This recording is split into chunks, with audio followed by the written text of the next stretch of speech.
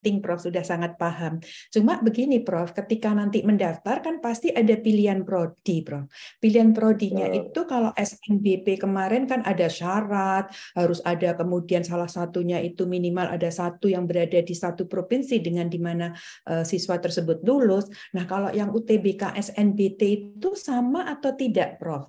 Jadi kemudian bagaimana kemudian saya bisa melihat prodi-prodinya itu, di mana prodi-prodinya itu disiapkan?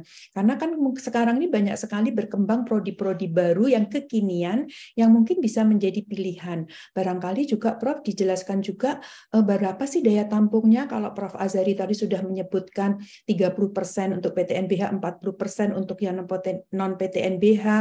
Terus apa saja dan ini di mana? Apakah sudah disampaikan secara transparan dan bisa dilihat oleh masyarakat umum? Juga pesertanya Prof, apakah PTN-nya ini sekarang bertambah atau kira kurang lebih kalau prodinya yang ditawarkan itu sebetulnya ada berapa sih Prof, supaya nanti beberapa prodi yang mungkin tidak dikenal masyarakat bisa dilihat oleh masyarakat secara umum. Dipersilakan Prof. Baik, terima kasih. Saya mulai dari pertama di jalur SNPMB ini, yang jalur SNBT itu diikuti oleh berapa perguruan tinggi, berapa program studi, ya sebelum pilihan program studi.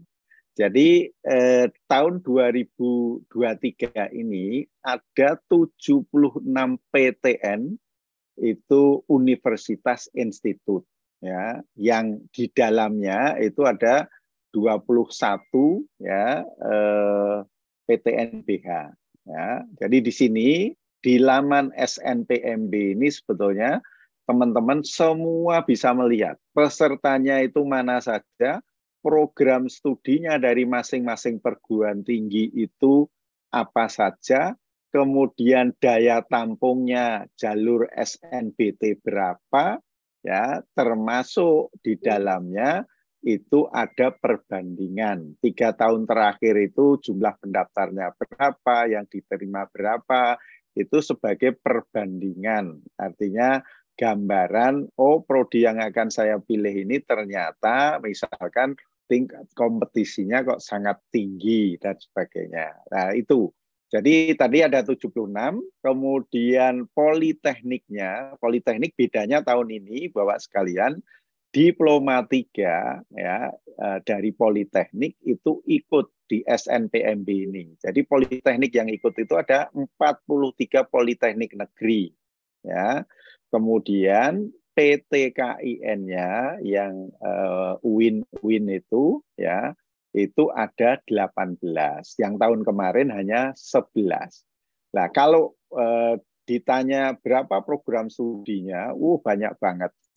Total dari 139 PTN tadi lebih dari 4.000 program studi. Nah, yang penting adik-adik, Bapak Ibu yang saya hormati, ada beberapa perguruan tinggi yang pada waktu jalur SNBP itu belum menawarkan program studi tertentu, itu sekarang di jalur SNBT ini menawarkan. Sebagai contoh, ekonomi digital, nah, itu juga UNP Padang itu menawarkan. Fakultas Kedokteran Universitas Bangka Belitung yang SNBP nggak menawarkan, sekarang menawarkan. Jadi tolong betul-betul dilihat kira-kira yang ditawarkan apa.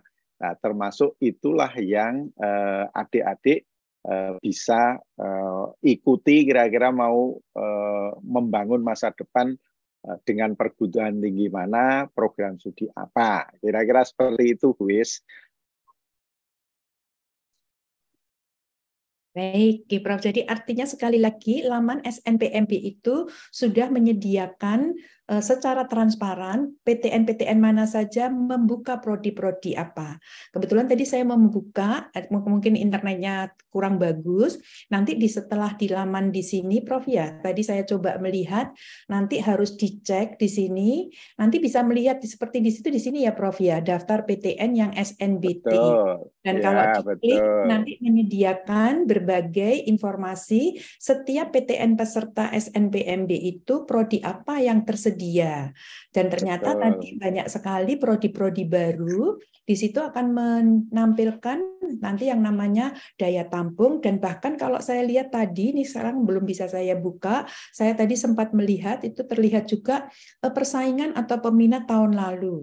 Bahkan kalau diklik di prodinya tadi, saya melihat juga 5 tahun atau 3 tahun terakhir itu juga ada peminatnya, sehingga nanti bisa untuk ini ya Prof, untuk ya mempertimbangkan, menimang-nimang itu. Betul. Barangkali Betul. prodinya tadi berapa Prof? Bedanya dengan yang SNBP yang boleh dipilih berapa? Oh, kalau kurang lebih itu perbedaannya. Jadi ada penambahan program studi di jalur SNBT itu ya belasan lah, Bu, 15-an Oke, lah kurang lebih hampir ya. sama ya jumlah prodinya. Tapi kalau setiap siswa Prof, jadi memilihnya berapa prodi Prof? Nah, ini tadi sekali lagi kaitannya dengan pilihan program studi. Nah, poin pertama adalah adik-adik itu dari jurusan apapun SLTA-nya bebas untuk memilih program studi apapun di perguruan tinggi. Ya, tidak ada prasyarat. Ya, dalam artian taruhlah tata buka, tata busana, kalau mau daftar di kedokteran pun juga boleh, teknik sipil pun boleh gitu. Tapi tolong tetap bertanggung jawab, kira-kira gitu. Kemudian pilihan program studinya beda dengan SNBP. Kalau SNBT ini hak memilih program studi itu tetap hanya 2, Oh, dua. tetapi bebas. Bebas dalam artian tidak ada prasyarat, misalkan dari SLTA mana harus mengambil salah satunya perguruan tinggi di mana, itu nggak ada. Jadi misalkan SLTA-nya di Makassar, pilihan satunya di UI, pilihan 2 di UI, itu boleh. Pilihan 1 di UI, pilihan 2 di ITS, boleh. Dua-duanya di satu tempat juga boleh. Itu tidak harus ada yang di Makassar. Itu, Bu Is. Ya, baik Prof. Jadi ini kebetulan sudah bisa saya buka ya Prof ya. Jadi nanti di sini ternyata ada daftar PTN, kemudian di sebelahnya di sini ada yang daftar untuk yang politeknik-politeknik gitu ya. Politeknik ini juga tersedia, yang politeknik yang tadi ikut itu ada tadi disampaikan 43, jadi ini semuanya tersedia 43. Kemudian yang daftar PTN-nya di sini termasuk yang PTKIN, di sini tersedia 76 PTN akademik, juga ternyata ada 18 PTKIN. Nanti kalau ingin melihat prodinya berarti tinggal kita klik di sini gitu ya Prof ya. Misalnya saya dari Unsia, ternyata bisa dilihat di sini. Terus di sini ada peminatnya ini Prof. Jadi ini sangat bagus sekali Prof kalau untuk masyarakat secara umum, dan kalau ingin kita lihat ini peminat tahun 2022 dan kita ingin melihat perkembangannya di sini, jangan dicoret-coret ya teman-teman calon mahasiswa Indonesia, harus baik-baiknya. Terima kasih.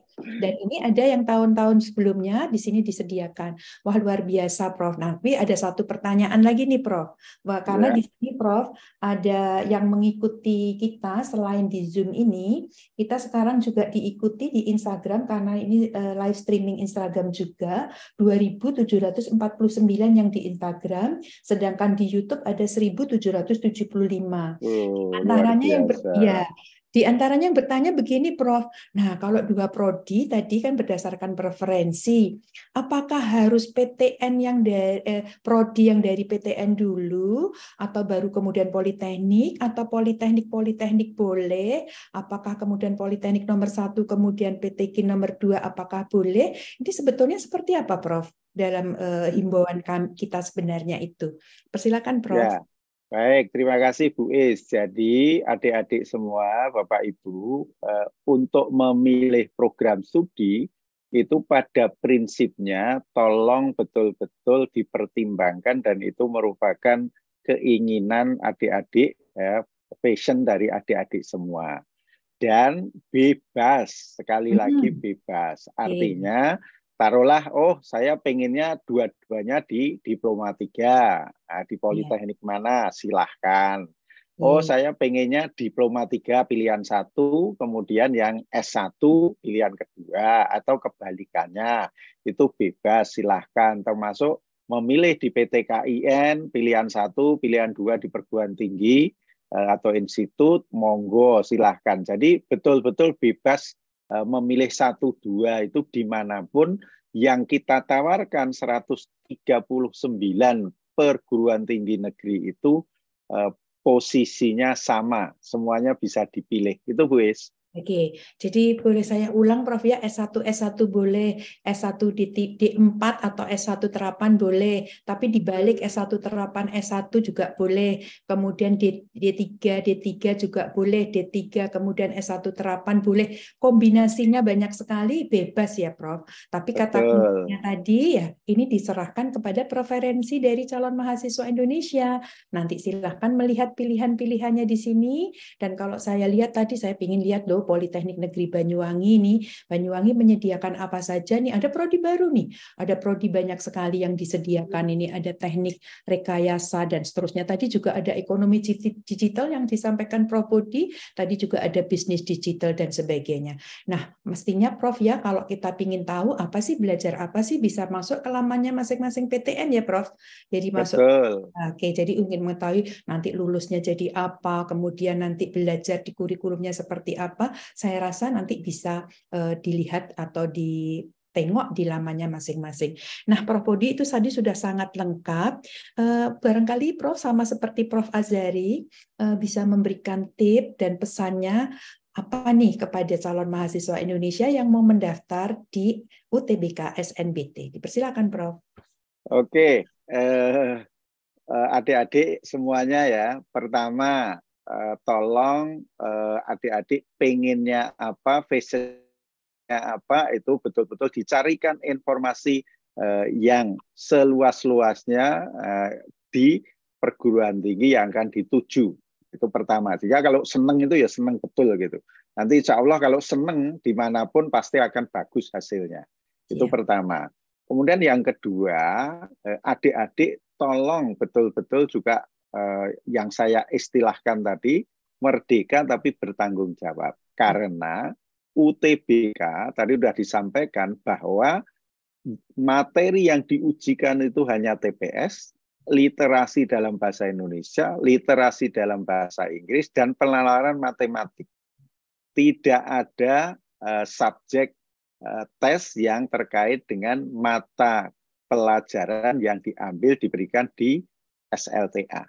Ya, ada misalkan penalaran matematik itu ada, tetapi itu kan matematiknya sederhana yang kelas 10 kira-kira seperti itu sehingga bisa mengerjakan, tapi dipakai penalarannya seperti apa. Nah, kemudian yang berikutnya adalah adik-adik pada waktu sekali lagi nanti akan melakukan tes UTBK, itu tolong betul-betul dibaca di kartu peserta itu apa yang boleh, tidak boleh, apa yang harus dibawa, itu jangan lupa. Jadi nanti tidak akan terjadi perdebatan panjang pada waktu sampai di pusat UTBK. Saya kira itu aja Bu Is, terima kasih. Ya, baik Prof Budi, saya garis bawahi tadi Prof Budi, penting sekali untuk calon peserta UTBK SNBT melihat nanti di sebalik kartu pendaftaran itu ada syarat yang boleh dan tidak boleh, terutama lokasi ya Prof Budi ya, lokasi Betul. itu berada di mana dan seterusnya,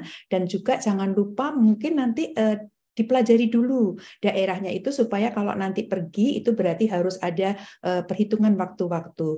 Dan kemudian kalau digabung dengan tadi yang disampaikan Prof Azhari tadi, sekali lagi jangan melakukan kecurangan, karena kecurangan akan bisa mengakibatkan nanti kerugian di Anda sendiri dan bisa tadi sampai ngeri juga tadi bisa dibawa ke arah kriminalitas ya, ke arah nanti itu kan menjadi percaya diri menjadi sesuatu yang penting. Terima kasih Prof Budi atas